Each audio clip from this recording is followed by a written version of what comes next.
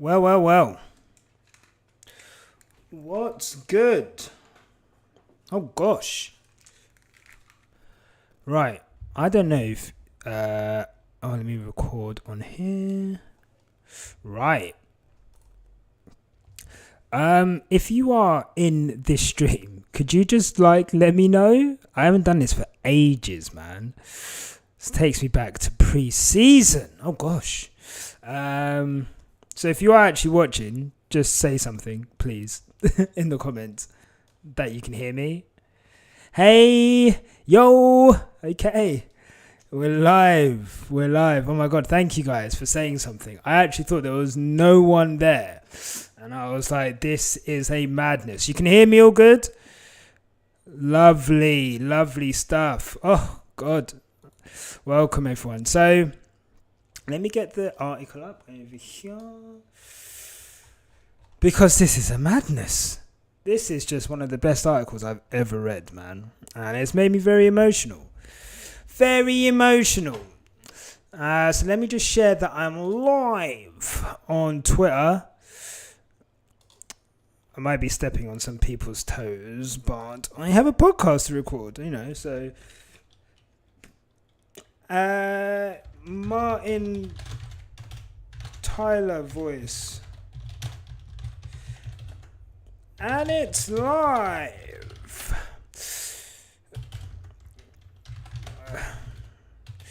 Come join me. Right, back to you guys. What are you guys saying? Whoa, we hear ya. Tina, Germany. Hello, you can hear me. Thank God. Big up Aiden, Sam. Merc Jägermeister, Abu Dhabi, here we go. Don't say that. But true, man. Very true. I'm here to talk my shit today, bro.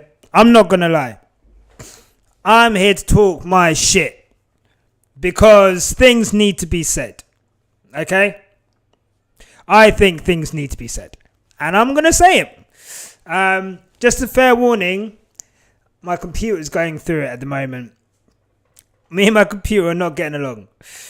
So I'm praying it just behaves today and it doesn't cut out. But it might cut out. And if it does, I might come back, just hold on. And if it doesn't, then I'll probably just end up finishing the recording offline and then uploading it. But just so you know, I'm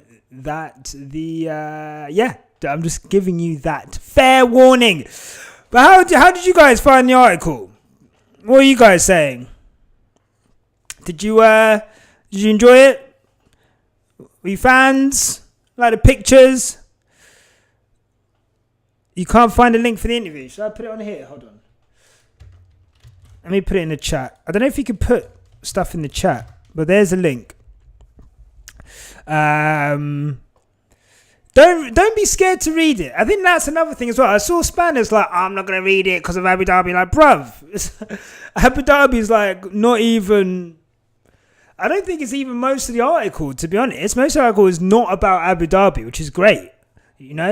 Paula, it was revealing. Loved the vulnerability. Yeah, I think that was a really big thing, right? So look, I'm going to have to say the article. I'm going to have to say the podcast intro, right? Because this is going to go on, Spotify, Apple, and all of them things there, yeah? So, forgive me. I have got some wine, okay? So, forgive me if, and I've got enough to top me up. So, I might get a little bit flagrant. And I've got my vape. Because that's what I do now. I vape. I drink red wines and vape. So, yeah. Right. Should we do it? Let's do it. Welcome to the Quick Stop F1 podcast. My name is Nyasha, and you could have been anywhere in the world, but you're here with me. I appreciate that. I am on my own. I'm on my own today. And I'm not going to lie to you guys. I nearly phoned it in sick today. I am tired. I'm tired. I'm exhausted. It's been a long season, man. It's been a long season. Last week we had the Quick Stop Live event. I don't think I've even spoken about that. We had the Quick Stop Live event. That was incredible. Thank you to everyone who came out to Quick Stop Live. We had 55-ish people in a pub, all watching the Hungarian Grand Prix, cheering Lewis on. We had people in the live stream afterwards. We recorded our live podcast, Quick Stop 50, which was incredible.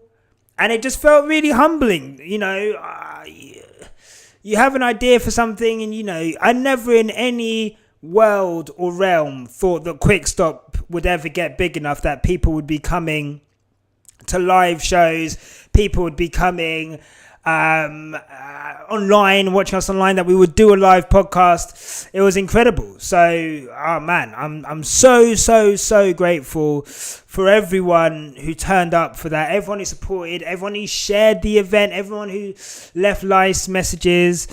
But I'm tired. It's been a long season. A lot of videos have been made this year. They take a long time. It's very tiring. I don't know if I'm just being like a bit, I don't know. But the fatigue has caught up with me. So I literally had a nap at 5:30 today. Woke up at like 7 and I was like, oh, I'm not going to do it. And then I read the article and I was like, yes, I've got to do it. I've got to do it, man. So for those of you listening at home, this is recorded live. We're recording it live. We're on YouTube. We've got people in the comments on YouTube, so I'm going to read them out. Big up everyone in the comments. Sophie says, the article made me cry. It was raw and open and beautiful, but more than ever, Massey can go kick rocks. God damn. If ever there was a way to segue into that article, look, Lewis Hamilton, if you don't know, recently done an article with Vanity Fair. Just come out today. First point of discussion, okay?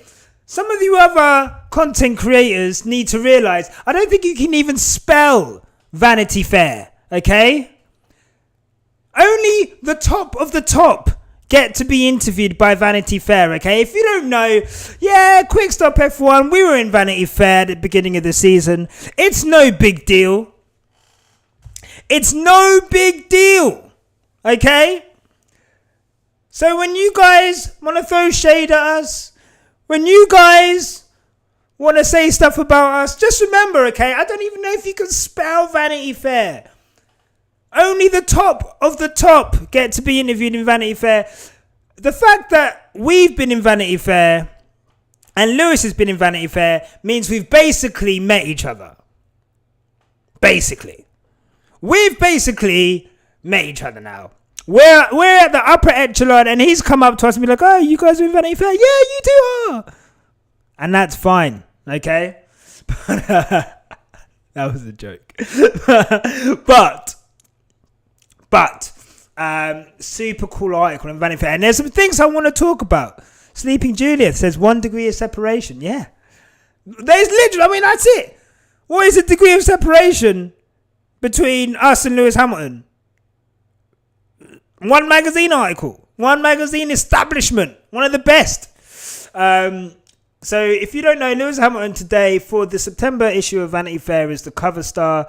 And it is incredible. And he opens up a lot about him, his life, growing up, things he's had to overcome, things he is overcoming, how he's got to the place he is right now. And I just thought it was some incredible shit, man. This shit is incredible. It's so cool to hear. And it's obviously been done over like a few different days. And he's really been, the person who wrote the article, big up, I think it's Matt Heath. Chris Heath, who wrote the article, really did an incredible job with it. It's so cool to hear Lewis in his own words like this. And the pictures are incredible. Do you guys remember the Vanity Fair article that we were in March? Not that I've not mentioned it before, but do you remember when they dressed up the other drivers? And Do you remember how? I mean, that shit was awful. That shit that shit was so bad. I mean, they had Daniel looking like a caricature cartoon character. It was awful. I don't even want to talk about how Lando looked. Big up in the comments, my boy Wolfpack. Oof, my guy. Big up Floor, who says some things should be forgotten. And yeah, look, we're going to forget about that. But let's get into some of the quotes from this article, because I just think it's some of the most incredible shit. And I'm sorry, if I'm sweating, it's not because of my love for Lewis. It's because it's so hot in England. And if I have a fan on, it will sound, you'll hear the fan. So you're just going to watch me sweat. But I think there's some things that need to be said. So, one of the things from this article, which is really pertinent straight away, is the issue around the jewelry, right? Like the issue around the jewelry, and like we can all kind of now we've all kind of moved on from it. We kind of forget like the jewelry thing was a madness. And it felt as if it was against Lewis, right? It felt as if they were targeting Lewis. I've just realised I don't think I actually need to wear these headphones. I don't need to wear the headphones because there's no one else. I can hear myself with my own ears. There wasn't even anything coming through there. Anyway, so Lewis says, I just put on, this is about Miami when he had all the rings on his fingers and all the chains and everything. And he said, I just put on as much as I could. He announced that if need be, he would refuse to race rather than remove his race day jewelry, and also up the ante and send the internet bubbling with this comment. As I said, I can't remove at least two of them. One, I can't really explain where it is. This, Hamilton now insists, was flippant provocation. I was just fucking with it. He says, laughing, I don't have any other piercings anywhere, but I love that there's this thinking, shit, has he got his balls pierced? Lewis Hamilton, I spent a whole Saturday morning looking up what a Prince Albert was. For you, I want reparations. I want my time back. Do you know how many dicks I looked at? I don't think you understand. I don't think you understand. I spent 15 minutes, 20 minutes, maybe 25 minutes straight looking at pierced dicks. Dicks. It wasn't one picture, guys. It went from like, can you? Because I genuinely didn't even know that you could get your dick pierced, right? I was like, you know, some things you just don't know about. It wasn't on my radar. So I'm like, wait, hang about. Can you get your dick pierced? Like, what the fuck? So then I go online. I go into Google. I nearly went into private mode because I was like, I don't want anyone to see this. People might think this is like, I don't know, what do they think I'm up to? You know, the FBI are looking at our shit. The FBI are looking at me like, is this guy searching for pierced dicks? Jill says I was interested. Look, I was very interested. But Lewis, I looked up all the different types of ways that a man can get his dick pierced because of you. I was even thinking like, maybe I get one. I saw a couple. I was like, maybe I'll get one. And then maybe when I meet Lewis, I'll have something to talk about with him. Like, hey, bro, I've got a dick piercing too. Imagine if I'd done that. Imagine. He would have shunned me. You would have shunned me, Lewis. You can't tease like that. I take everything you say as gospel. You know? So that's one of the first things to take from the Vanity Fair article, is that Lewis doesn't have his dick pierced. And that's fine. That's absolutely fine. But what is good? What is good though? is that he said, since I was a kid, rules. I've never loved being told what to do. And that's a constant theme through this article of, I think, someone who is asserting their place in the sport. And he shouldn't have to assert his place in the sport, right? This is a guy who is the most successful driver of all time. You can't argue with them facts. That's why people want to hide behind the GOAT thing, right? And they want to say you can't compare eras. You can't say this. You know, it's different cars. It's different, whatever, right? Cool, fine. Numbers don't lie. Men lie. Women lie. Numbers don't. He is the most successful person to ever drive a car. Full stop. Okay? But here he is having to assert himself. And it was clear. He says in the article, you know, he's the only one that wears jewelry. And at a time when the FIA, we're looking for them to get, you know, there's reform, right? After Abu Dhabi, they're saying we're going to reform, we're going to be better. There's a new FIA chairman, director in charge, man like Ben.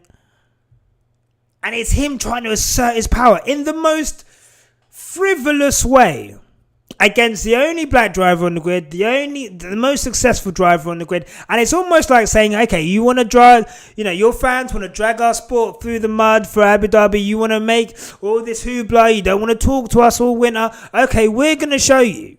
And that's what it felt like. And I'm glad that he said that. Aidan Cliff says, don't say that in front of Schumacher fans. I'll say it to their face. Lewis Hamilton is the greatest of all time. I'll say it. There you go. But anyway, the fact that they were clamping down on Lewis so hard for safety reasons, right? This was all for safety reasons. We have to keep safety at a paramount.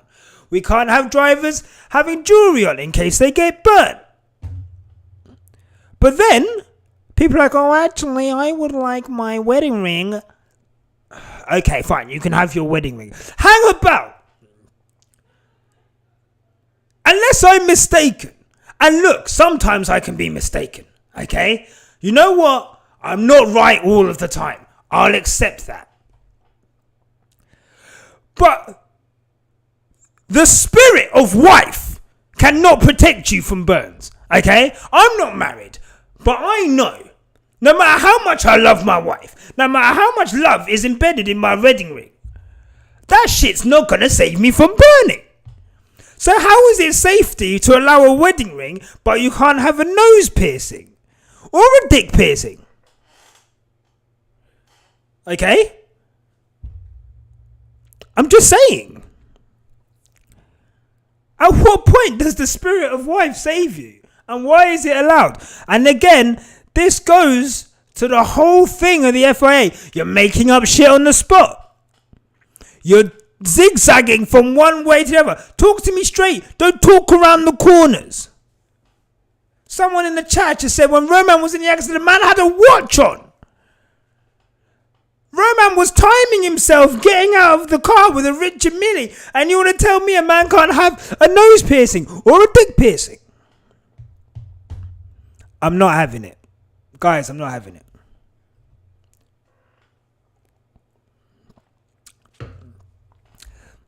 I just can't believe that we had to live through that. But I'm glad Lewis addressed it. And it goes to a theme, like I said, of Lewis hitting back, highlighting things which are wrong against him, ways that he's been wronged, ways that he's been singled out, ways that he's been abused, and how he kind of gets over it. You know, I think we all know now, he mentions the fact that he was dyslexic. I'm dyspraxic. I have like real issues with concentration as well. I think I might have something else like undiagnosed. I don't want to like diagnose myself with ADHD because I think a lot of people are, I don't want to like minimalize other people's like conditions and stuff, but I definitely have like issues with like concentration. I have dyspraxia, so like my hand-eye coordination, but also my ability to like take with like note things and remember things and everything. It's just like it's bad. And hearing him get over that, right? He's never let anything get in his way. He's so inspirational. From school, he had a teacher at his school basically try and frame him. So a grown white adult tried to frame him for beating a kid up in the toilets. And if it wasn't for his dad standing up for him, he would have stayed expelled. And then he would have lost his McLaren driver contract. And then who knows, we might not have been seeing the greatness that we've seen today. So imagine from a young age, you're going through all these things. Lewis grew up about half an hour away from where I grew up. So we both grew up in a county called Hertfordshire. I grew up in a place called St Albans, very white area. I was one of 3 black people in my year. I think when I first got to the school, there was around, I think about 5 black boys. I went to a boys' school. So at this boys' school, I experienced racism from an early age. And it's quite, I'll tell you a story. I can't remember if I told a story on the pod or not. So at Christmas, I didn't have a great relationship with my parents because I was always getting into trouble at school, right? Not because I was necessarily naughty, but I was very hyperactive, right? I was very, I'd be bouncing across the walls and stuff, but I always just used to get singled out, right? I'd be the only black kid in my class. If they wanted to make the whole class be quiet, they'd be like, Nyasha, stop talking. And sometimes I'd be having my head down. I'd be like, Nyasha, stop talking. Sometimes when there was one incident, I remember in the canteen, there was like loads of mess, whatever. And one of the teachers came up to us, there's a group of us, and he was like, okay, Nyasha, Joel, you two clean up the canteen. 1, do I look like the fucking cleaner? 2, it was the 2 black boys that he chose to do this task, right? And I remember saying to him, sir, why have you just chosen the 2 black boys to clean? It's like everyone else is here. You've chosen the 2 black boys. Now, I did throw a little bit of sauce on this. And then I was like, oh, do you want me to dance for you, sir? Do you want me to shuck and jive for you? Now, that didn't go down too well. And on reflection, maybe, it was a bit provocative. But I was like, what the fuck am I being asked to clean the canteen for? So, after that, they tried to suspend me I nearly got suspended for accusing a teacher of being racist. And that was kind of like what school was like for me. And I remember talking to my parents about all of this stuff, right? Because they never believed me when I was trying to tell them about my experience at school. And their first generation, they came over from Zimbabwe, very strict, school. And then they were like, I was like, why did you never believe me? Like, do you know what I mean? Why did you never believe me about the fact that, teachers are being racist? And when I was obviously that age, I didn't have the vocabulary to describe what was happening. I just knew that I was being treated very differently to everyone else in school, right? And it just felt like, why am I continually being treated so badly? And, they were like, we just didn't want you to ever be ill-disciplined and blame it on teachers. So we always stood their side, but we knew that you were being racially kind of singled out. I'm not going to lie, it hurt, man, because it caused a big rift with me and my parents, because they was always just getting told off for things that I didn't do, and I never had that backing. And it just kind of shows, right? Thank God for Anthony Hamilton. Because if it wasn't for Anthony Hamilton sticking up for his son, defending his son, elevating his son, sacrificing his own life quality of life, I guess, for his son. Anthony Hamilton could have easily just been like, you know what, fuck all that go-karting shit. Put your head in some books, right? But he nurtured Lewis's talent. He protected Lewis. And I just think that's such a beautiful thing. And it's not something that I experienced personally. I remember my dad turning into therapy. Oh my God.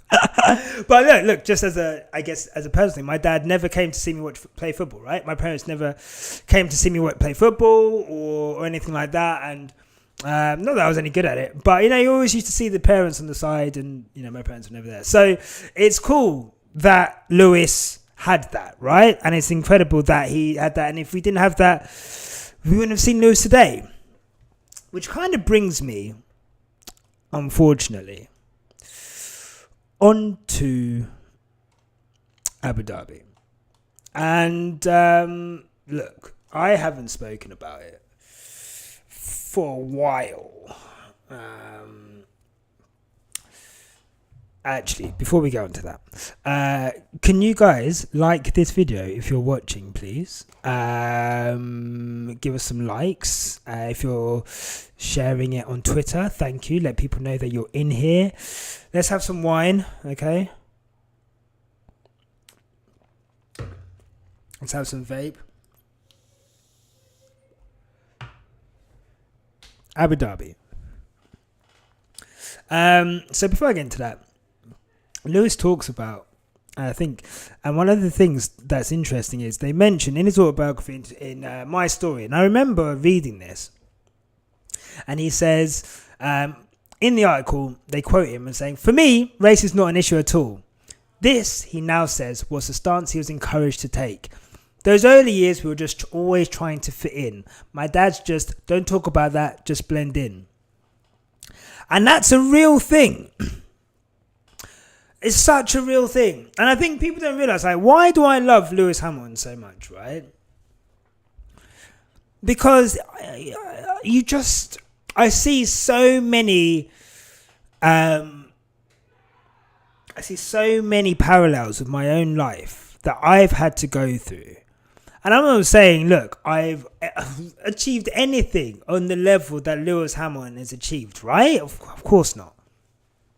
But as a black man in Britain, and as a black man in Hertfordshire, and as a black man navigating adulthood in Britain, you're taught to suppress everything. You're taught to not make a fuss. You're taught to almost be a good black, right? I remember I used to just really have this whole personality that was this larger than life kind of character who would just I would never mention stuff about race, and I'd always just be super happy-go-lucky and almost like a caricature of myself just because I wanted to fit in. I would talk even more Englishy, if that's a way of describing it. I'd use long words and it just wasn't me. And it was because I was trying to fit in. And I see that with Lewis, right? And, when he says, "I've always wondered, why me? Why am I the only one? Out of all the kids in school, all the other young black kids in black communities, how is it us that stumbled across it and got into it? And not only got in there, but why am I as good as I am? Why am I wired the way I am?" And I feel like there's a much bigger picture. And there is, right? There is a bigger picture to Lewis and to his stories, right? And he says there's a lot of feelings that I suppressed at the time that I didn't even realise I suppressed.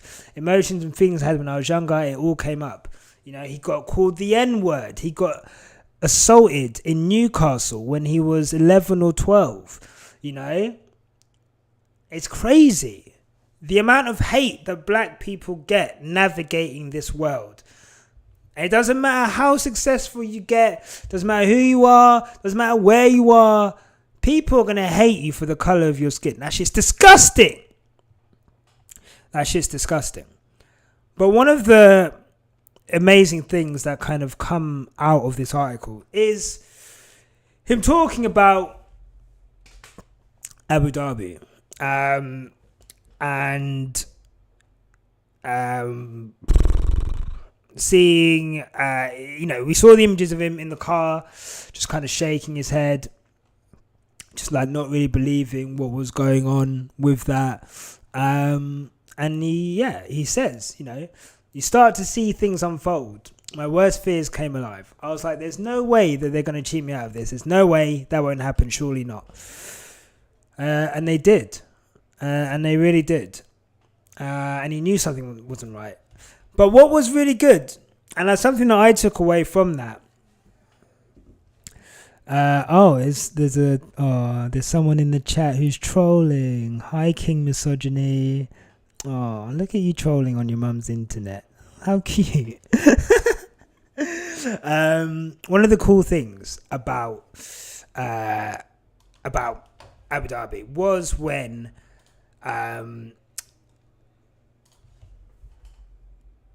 Anthony kind of came out of the car. So Anthony came up to Lewis and they had that hug, right? And I think that was really good because Lewis says, he embraced me, and I think he was like, I want you to know how proud I am of you. Having your father embrace you in that way is one of the most profound things I've ever hammered on trails of, especially as you've grown up not many times having that. And that's really cool, right? Like that's super cool that they were able to share that moment, because they weren't able to have, they had that kind of chasm after 2007, and that relationship we all kind of know kind of drifted apart, but now they've kind of worked towards coming together, and it was lovely to see him have that. The narrative around Lewis, and they kind of, they talk about it in the article. Imagine if Lewis had come out of the car, smashed his helmet on the floor, gone up to the stewards, been like, what the fuck is going on here? When Michael Schumacher went into the back of David Coulthard in Spa, and he's running down the pit lane, and he's taking his helmet off, and he's... Wah! Imagine if Lewis had done that. Because he would have had every right to. Right? He would have had every right to do that. And the grace with which he held himself with wasn't all because, it wasn't all because he is the most grateful person in the world, graceful person in the world, but it's because he isn't afforded the same room to be emotional that Verstappen does, that, Alonso does, right? Those two can F and blind on the radio. They can say whatever they want. They can attack. Fernando Alonso has been bringing up to the stewards a 5-second penalty given to him in Canada for the past 4 races, right? 4 races afterwards, straight. Even though they showed him where he went wrong with multiple camera angles, to the point where mild-mannered dad of Mick Schumacher, Seb Vettel, had to walk out of the meeting because he was chatting so much shit and he wouldn't let go a 5-second penalty for something that he blatantly did that was caught on camera. And that's the space Alonso is afforded. Do you think Lewis Hamilton could leave Mercedes and then thumbs up on Instagram afterwards? Now look, it was hilarious, but he wouldn't be afforded the same right to do that, right? And I think that was one of the things that about Abu Dhabi that kind of hurts a lot. But this article, I'm not going to lie, yeah? It's like the fucking Avengers film. You ever seen the Avengers? Marvel. You'll just be watching it. And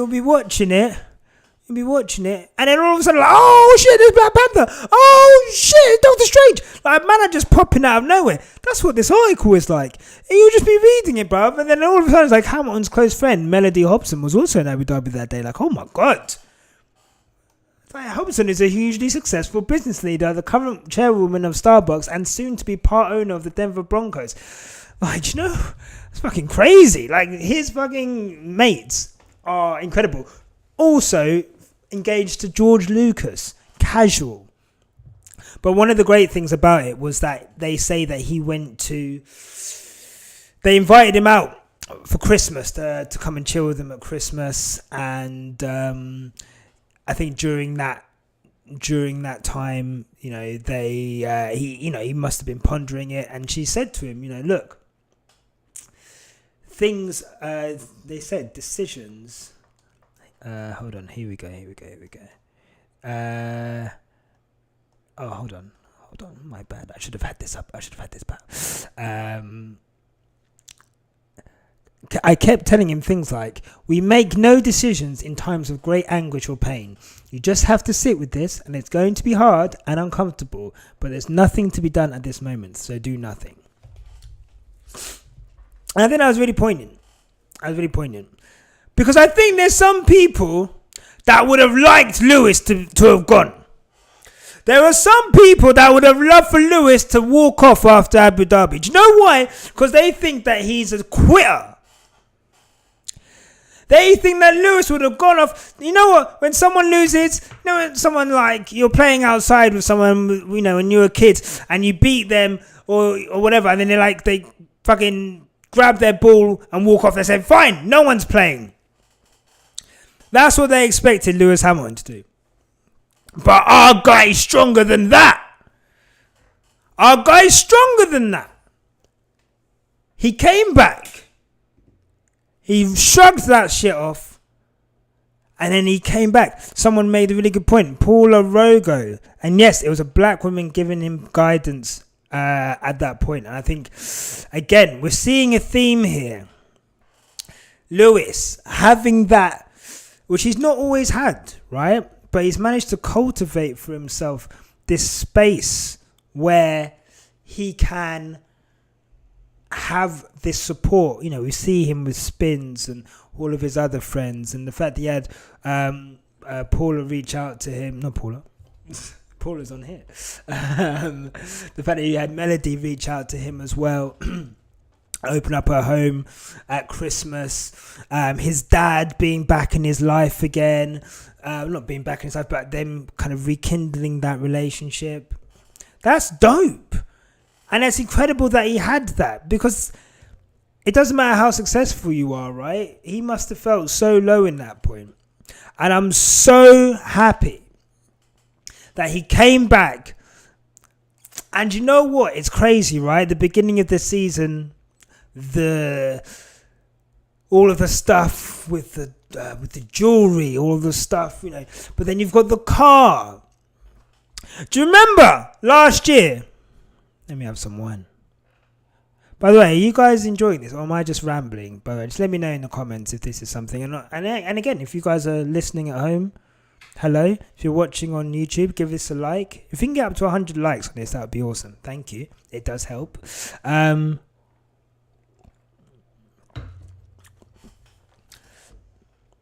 all the stuff that's happening at the beginning of the season, right? I'm not drunk yet. We're getting there. All of the stuff that happened last season, right? We thought Mercedes, remember, they hadn't upgraded the car. From until Silverstone. And that was the only upgrade package until the Brazil power unit thing, right? So you're telling me we put all of our shit, remember, we put all of our emotions, absolutely everything. We're like, don't worry, next year we're going to be dunking 2 seconds on everyone. Next year we're going to be, oh God, everyone's going to eat our dust. It's going to be like a victory parade. Mercedes have got this in the bag. Oh, how wrong we were. Oh, how wrong we were. That car was a 2-pack of arse. 2-pack of arse. And it's not been so Lewis, rather than getting into a quick car, oh God, Toto. Remember Toto saying everyone has a target on their backs? Talking like a talking man. And the car, shit! Anyway, So instead of Lewis getting into a car, fighting for poles, fighting for wins, adding to this incredible number of victories that he has, incredible number of pole positions that he has, we're in a situation now where he's had to sacrifice half a season. But he put that on his back. He put that on his back. And he said, you know what? Fine. I'm going to run all the sensors on the car. I'm going to run the weird setups. I'm going to have the worst effects of the porpoising on me. George, my little cub, my little pumpernickel, fine. You have the most normal shit. And you know what? He done a job. Well done to George. But you guys remember what they were saying about Hamilton? And they touch on this in the article. They say, the people were saying, remember, Jackie Stewart said Lewis should quit.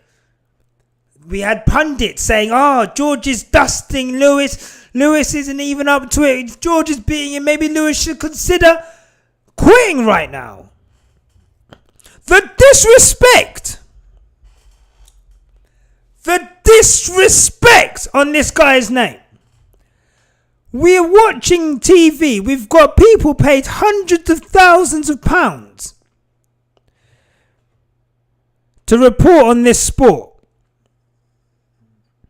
And they don't even report on it correctly. They've got people who are dealing in narratives. We've got people who are happily making it out as if Lewis has somehow, from being the guy who dominated the last 4 races, and if it wasn't for some prick making up rules on the spot, he would be an 8-time world champion. If we remember in Abu Dhabi correctly, Lewis was on older tyres, Max pitted for newer tyres, and he still couldn't get that gap down. Do you know how much of a beating Max took that day? And then people think that Lewis is going to come back not 3 months later and all of a sudden that pace is gone. Are they stupid? That's the wall they're trying to pull over your eyes. That's the shit that they're trying to feed you. And I'm so happy because he touches on it towards the end, right? And again, it's like Avengers, bruv. People are just coming out in this article. It's like, all of a sudden, Tom Brady. Anyone can have a great season. Anyone can have 5 great seasons, but it's really hard to have 10 great seasons or 15 great seasons. That takes different traits, different qualities. A lot of those come from things that have happened in your life that allow you to be motivated over a period of time. There's no way that a man like Lewis Hamilton is falling off after like 3 months. And I love this quote. A lot of people out there, this is what Lewis Hamilton had to say about his haters, yeah? And I love this. A lot of people out there are shit talkers, he tells me. If I let those words, those projections people are putting out, those little digs, if I let that bring me down, they win. Hey, Nico Rosberg, he's talking to you. Hey, Fernando Alonso, he's talking to you. Sky Pundit, he's talking to you. Do you wonder why Lewis doesn't want to sit down with you and do your stupid little pre-race content bits? It's because you chat shit on his name. You chat shit on his name, and then you wonder why he doesn't want to sit down with you. Why he doesn't talk to you before races. Why he doesn't talk to you after races, unless he absolutely has to. Because you disrespect him on the regular. I wouldn't talk to you if I was Lewis Hamilton. And it's just incredible. He says it, projections. Nico Rosberg, you couldn't handle another season of Lewis Hamilton putting it on you after your 2016 victory. You said, you know what? I've got to go. I've got to hang up these boots and I've got to become a YouTuber. An inconsistent one at that. You can't even upload every week, for fuck's sake. In terms of consistency, maybe I'm a better YouTuber than you are. Sure, you've got the numbers. Sure, you might be driving nice fancy cars. But hey, I'm here for my fans every week. Without fail. What are you doing? Walking around with your toes out on people's yachts in Monaco. Like an Insta baddie. Don't think we ain't noticed. That's all you've got. And that's why you've got to use thank you. Someone says the fact they still use Lewis's name for their YouTube videos. You can't even get those views without Lewis. Roman Grosjean. Keep my driver's name out your mouth. Please. You're twerking for a Mercedes test drive. I don't even know why Toyota offered that to you in the first place. But you can't get views without mentioning Lewis. And no one wants to hear that. And I'm just sick and tired of this shit, bro. I'm sick and tired of shit. I'm sick and tired of the fact that it takes fashion magazines to give Lewis the space that he needs to discuss these things. I hate the fact that he can't do it within his sport because no matter how large he shines, no matter how much he carries this sport on his back, he has to keep him.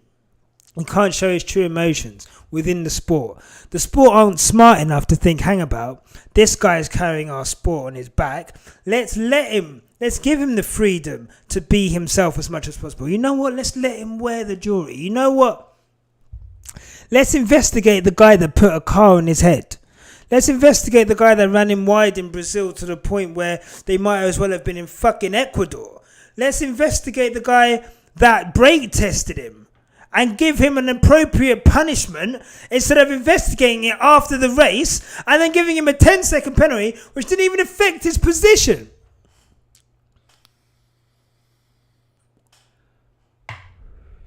That's bullshit. I'm sick and tired of it, bro. I'm absolutely sick and tired of it. And I think for me, pundits, ex-drivers, people within the sport, people who write articles, put some respect on this guy's name. Because if it wasn't for Lewis Hamilton, where would this sport be? They mentioned the Breonna Taylor t-shirt he wore after Mugello. Do you remember that they wanted to investigate him for that? Jean Todt was like, you know what? There's no way that we could be campaigning against the unlawful murder of a black person on the podium. We're going to investigate you. And if people hadn't have made noise about that, they would have done it. That's the way that this sport thinks. And when this guy leaves, it's fucked. Let me tell you that. It is absolutely fucked. And we're going to be a lot poorer without it. Pardon me, I just burped. That's so rude. The wine is going down the wrong way. I'm sorry. And it's just, I don't know, man. What do you guys think in the comments?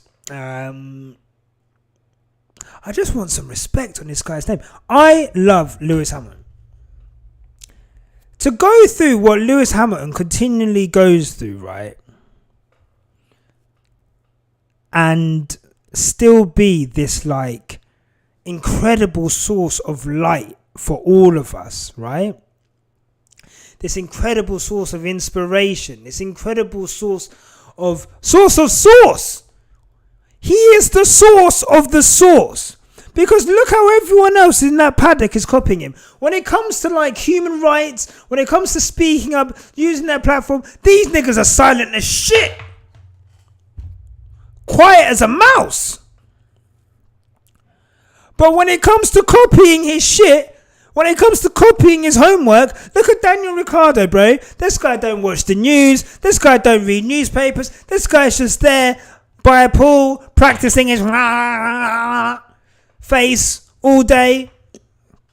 But you know he's studying Lewis. He's got a production company. He's got a wine business. He's got a fashion company. He's trying to break the US. I wonder where you got all that from, Daniel.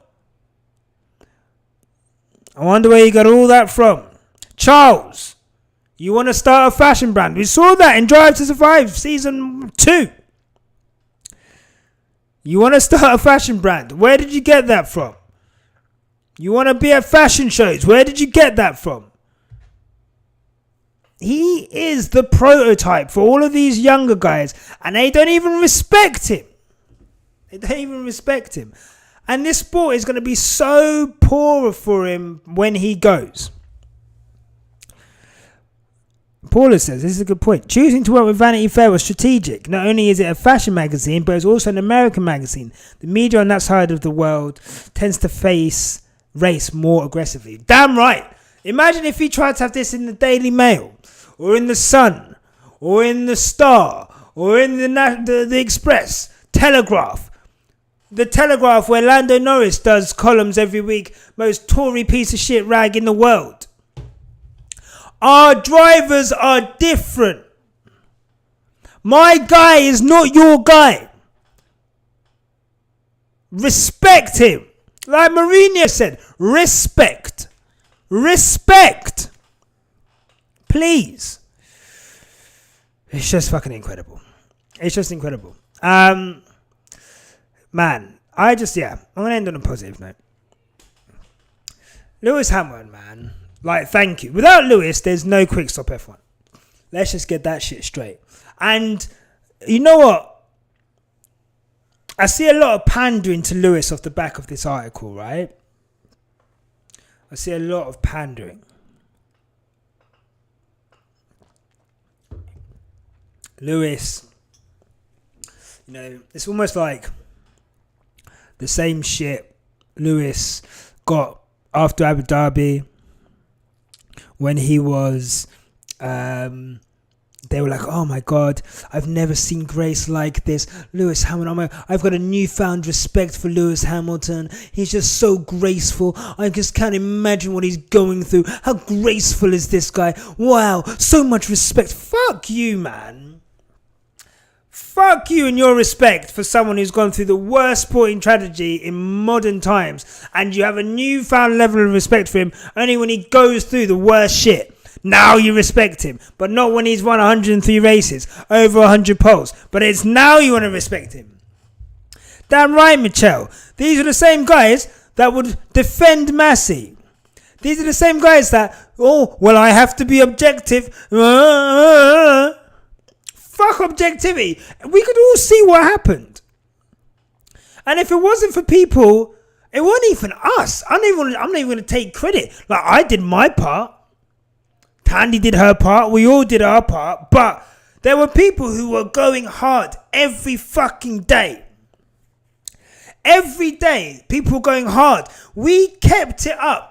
And it's not me, it's you guys in the comments as well. It's people on Twitter, people on Insta, TikTok. Every day we kept it up. I stand with Lewis Hamilton. And if we didn't do that, they wouldn't have done shit. They wouldn't have done nothing. But we had to keep it up. And then you have the same people who were like, who would side with the journalists. Remember, we couldn't say anything about journalists because they'd say, F1 Twitter is so toxic. F1 Twitter is, I'm being bullied. I'm being, shut up, bro. Team LH this, Team LH that. You Team LH you.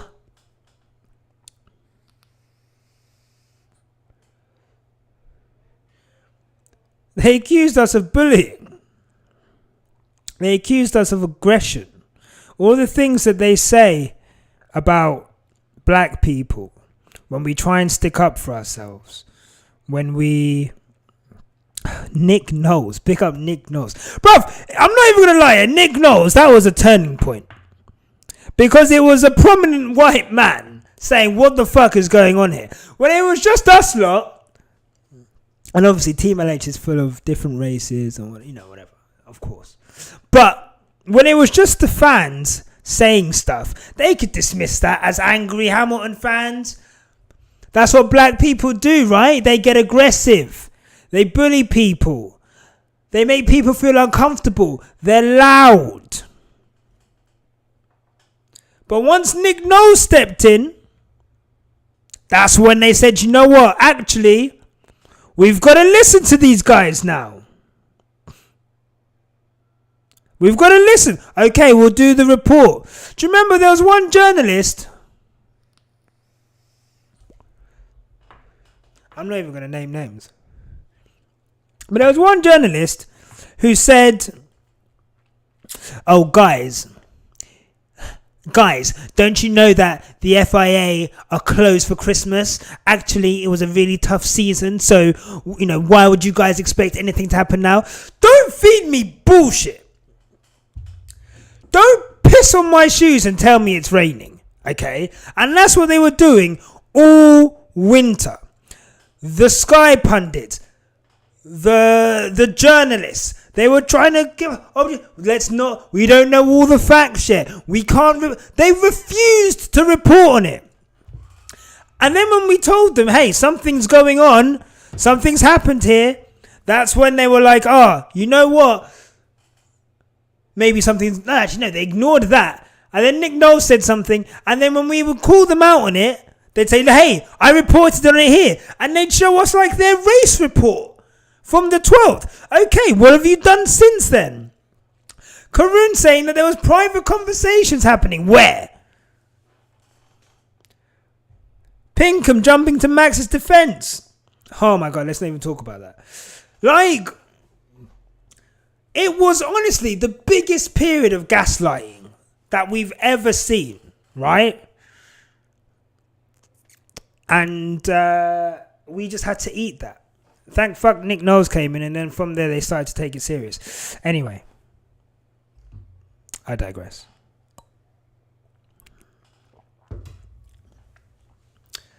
Lewis Hamilton.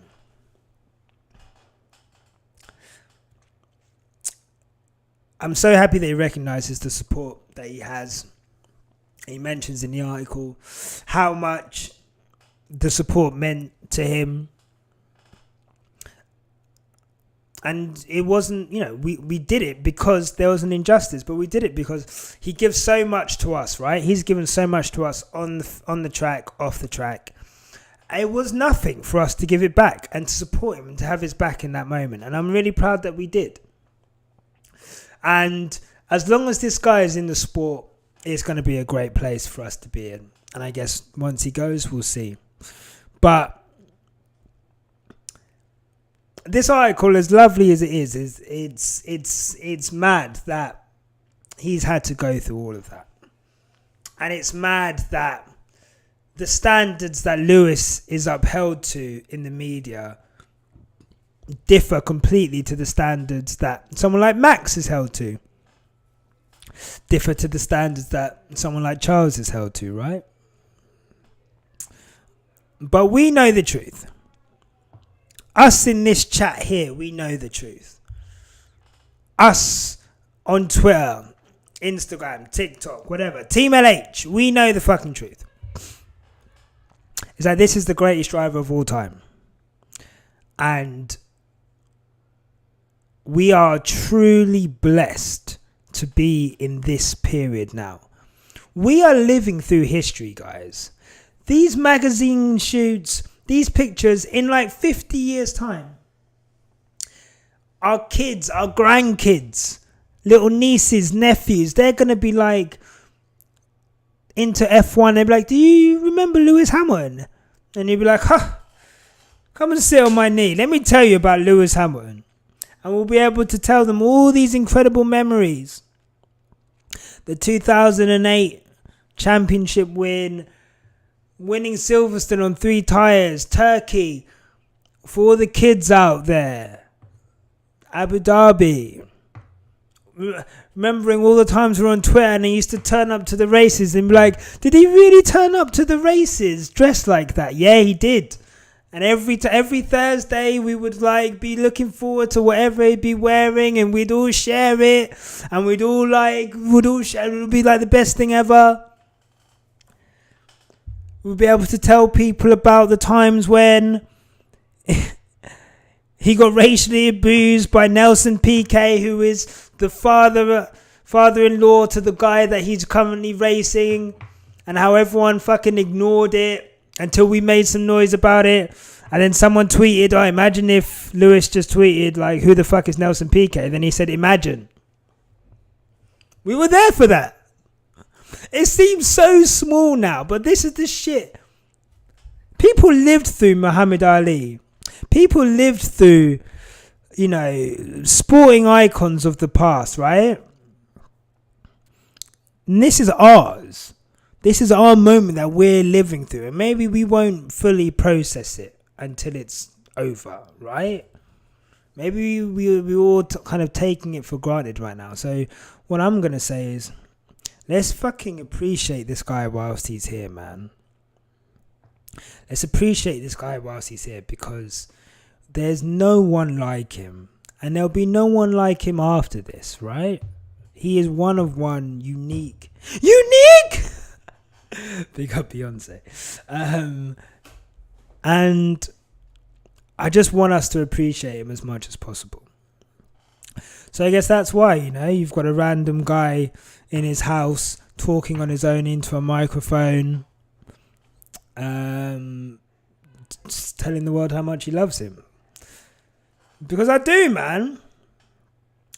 I've grown up watching Lewis. I think I was 17 when he came into the sport. And I've seen him. I remember the first time he started to wear like the Cuban link chains to races, right? And I remember thinking, wow, that's so fucking cool, man. I've never seen an F1 driver wear Cuban link, like diamond fucking necklaces to races before. And then the outfit started to get more and more bold. And then the championship wins. All of those memories. Dusting Nico like he was nothing. Dusting Seb like he was nothing. Look, we've all like had to, you know, we waxed lyrical about Seb, 4-time world champion. Lewis had him in his back pocket. Let's just talk about facts right now. When they had cars which were of equal pace, Lewis put that guy in a blender, put him in a spliff and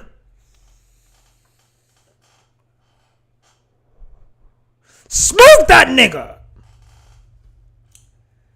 Facts.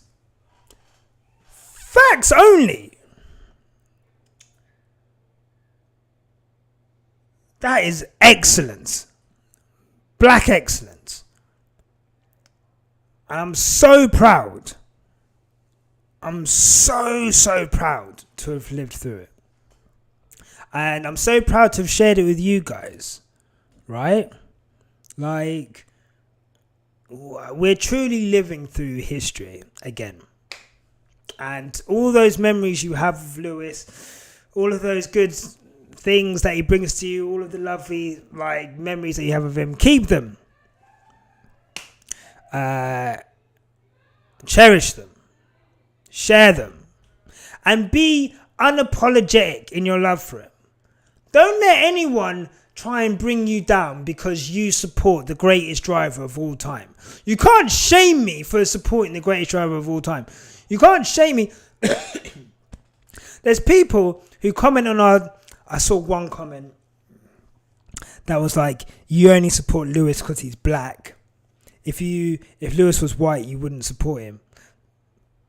So am I not supposed to identify with a black man in sport now?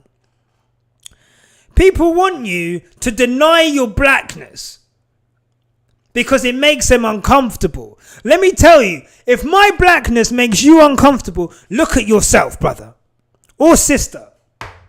Because it's not me that's going to dim myself. If Lewis is not going to dim himself, then I'm not. And that's it. And that's it, bro. So don't let anyone make you feel... There's people who haven't tasted champagne in a minute. Whoever said that is a genius. But yeah, like, don't let anyone diminish your support for Lewis. If you want to support him out loud, great. If you want to support him quietly, great. Okay? Because he's special. And we are special. This community we have is special. Quickstop F1 would be nothing without the support of people within Team LH. Facts. Right? I'm not gonna deny that, right? Of course. But representation matters. This is what people don't understand. Dutch fans feel representation with Max, right? To the point where they buy his merch, they go to races, Max is a belligerent prick. So you know what? I'm going to go and be a belligerent prick too. They do that, right? They're molded in Max's behavior, in Max's spirit. And they feel that representation. But then they find it so impossible, so insulting, so convoluted that a black person could possibly find representation in the only black driver on the grid. It's crazy. The way that they think in their head, they want to deny you your blackness. They want to deny you your support for Lewis Hamilton, whether you're black, white, whatever, because they want to see him diminished. They don't want him to be the most popular driver on the grid. They don't give a fuck. Well, they ain't got a choice because he is. Flo, great point. A fandom is a reflection of the one they follow. Very fucking true. And we don't even have to say much more about that. Okay? Guys, this has been an hour. I've just ranted for an hour. I don't know if anything that I said is useful. To the guys listening at home, thank you for listening. To the guys watching on the live stream, thank you so much. I really appreciate you guys' support. If you can like this video and give us a subscribe if you're not subscribed to us, that'd be very appreciated. Normal service will be resumed next week. We'll have a normal podcast. I know this is like the second week in a row of like a non-normal podcast after the live podcast. So normal service will be resumed next week. I'm going to try and do a season ranking of the drivers so far. And yeah, I'm just so grateful for you guys, man. I feel like you guys are going to change our lives. We're having some really interesting conversations with people, whether they come to fruition or not. Let me tell you now, right? Let me just say this whilst I'm here. Being a content creator is like how I imagine being a music artist, right? A singer, a rapper. Let's say a rapper, right?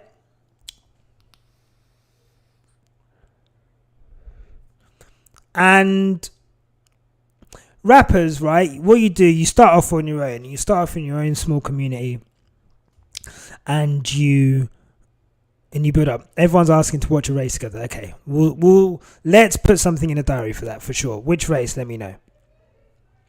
And you're a rapper, and basically, a lot of rappers in the past, right? This is how it is. In the past, rappers would try and get signed because in the past, being on a label was the only way that you could basically grow your shit, right? A label would give you an advance, they give you marketing, they extrapolate you, you're able to get PR stuff and the mechanisms to grow, right? And that's kind of what it's like as a content creator. But what's happening now in music and in content creation is that, look, you can do it on your own. You can become independent. And that's the goal. The goal is to be independent and to be big enough independently so that we can fund ourselves doing this, right? And we can give back to you guys more. So, having said that, a website's coming this week. We've got some merch on there if you want to grab that. There is a purple t-shirt. Everyone's been asking us, make a purple t-shirt. There's a purple t-shirt. There's a couple cool designs. So if there are any of you want a t-shirt, that's coming out on Thursday. We're going to start a Patreon. And that's going to be for like you can sign up to the Patreon for as little as $2.99 a month. and that will get you ad-free video and audio. And then £5 will get you. We'll do an extra podcast every week, and you'll get that. And that might not even be about Formula One. Sorry. That might be about music. That might be about personal things. We'll figure it out. But there'll be extra content on there. And then there'll be like a higher tier where we'll send you like a piece of merch every 3 months. So that's coming after the break. And hopefully, we'll be able to grow and we'll be able to build our, get that money and whatever, right? But we have conversations with people, right? We had a conversation at the beginning of the year with some management people. We had a conversation quite recently as well about something else. And one of the overriding things, basically, is that we are too real, right? No F1 team is going to touch us with a barge pole, including Mercedes. Sky Sports aren't going to touch us. And a lot of brands are probably scared to touch us because of how we are, right? So that kind of puts people off. We got asked to delete all of our tweets and content in one conversation. We said no. So I'm just kind of giving you guys an insight into, I guess, where we are at. Look, there are other conversations happening. There might be something to announce. There might probably won't. But I guess going back to the rapper thing, you always hear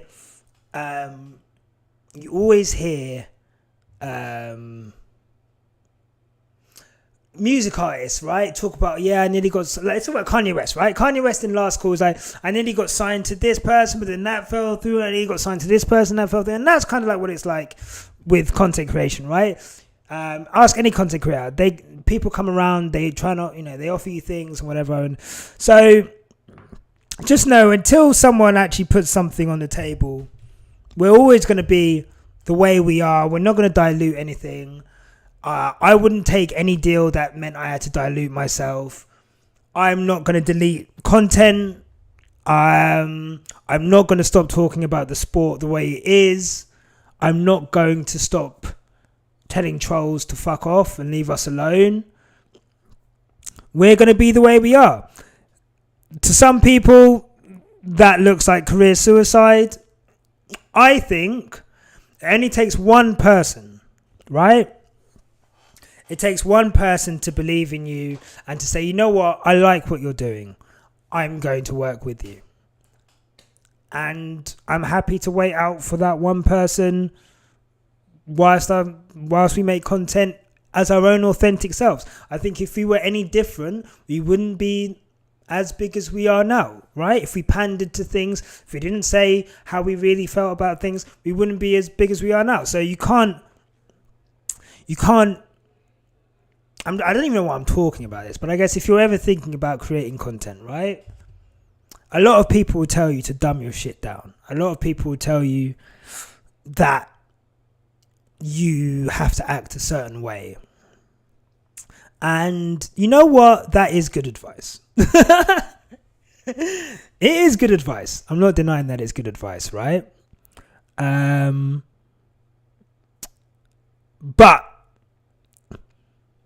you have to be okay with putting out a version of yourself which is not real. And I can't do that. And as damaging as it may be, and other people may get opportunities that I would like to do before me or us.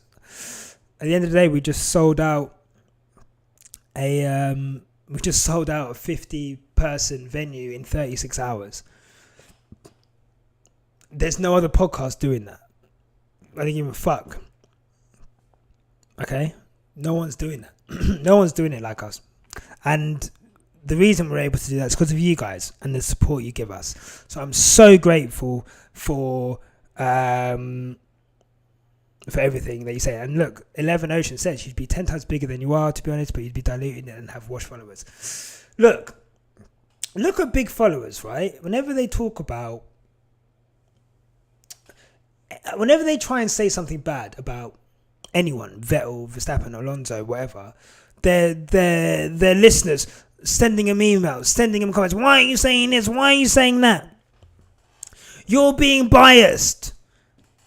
And it's like, do I want a fucking bunch of followers who are only following me because they think I think a certain way? People know what they're getting with us, okay?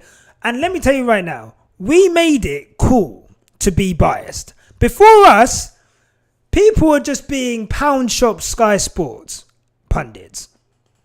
And that's fine. But we made it cool to say, you know what, we're biased as fuck. And you're just going to have to hold that. And I'm proud of that.